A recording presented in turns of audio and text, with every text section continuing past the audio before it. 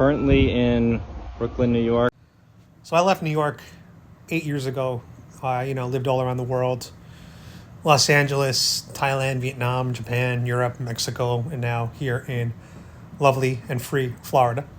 There are a lot of reasons why I finally decided to leave New York. I just started to hate that all that people cared about in New York seemed to be their careers and money. There was like no emphasis on living a healthy lifestyle there.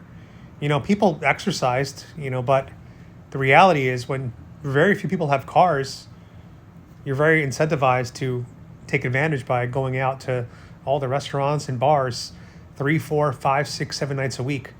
It's really hard to avoid that much temptation for most people. Plus, the food is generally pretty unhealthy. If you're in a rush all the time, you're just going to grab dollar pizza slices and halal on the street and fast food. Plus, the crime is out of control. The weather is shit. All the apartments are pretty old. If you want a really nice apartment in New York, it's going to cost you $6,000, $7,000 a month. Right now, the average rent in New York is about $4,200 per month, and that doesn't have any amenities, and that's before utilities. For almost half that price, you can move to Florida and LA and get amenities, new pool, new appliances, gym in your building. I also hated taking the subway every day. It's so disgusting. It smells like piss. There's rats and cockroaches everywhere. And now people are being shoved all the time in front of the trains. It's very, very scary shit. So I was always attracted to the idea of having, cleaner amenities, newer amenities, my own car to get myself from point A to point B with air conditioning. Also, the weather in New York is shit 90% of the year. Summer, it's too hot and humid. Winter, it's too cold. Fall, it's too rainy. Spring, it's too rainy. You probably in total get about 25 perfect days in New York an entire year. But this is just another thing to add to the pile. This air quality problem is very, very scary, but ultimately very, very dangerous.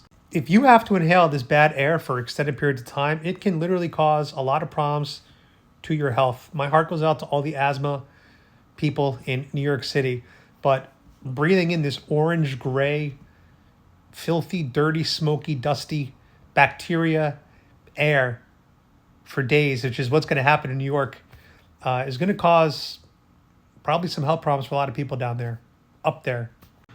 New York City is just not what it once was. I loved New York in my 20s when I was there, 2000 and the 2000s, the 2010s.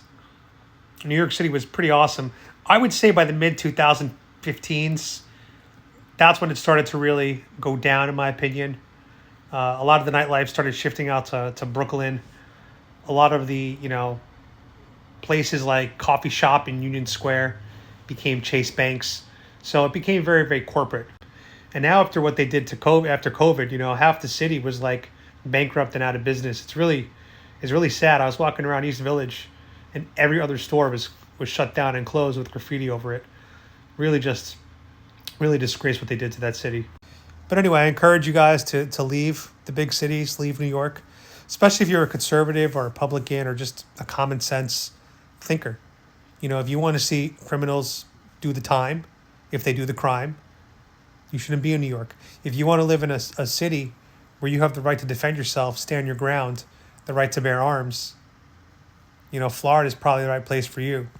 If you don't want your kids to be indoctrinated by these liberal activist teachers, you've got to get out of places like New York City. Either homeschool them or come down to Florida. We have people like DeSantis that are implementing common sense policies. And just don't forget, the cost of living in places like Florida is almost half of the cost of living of New York City. But if you are a Democrat liberal, please stay in New York. Just stay there. It's a wonderful city. It's great.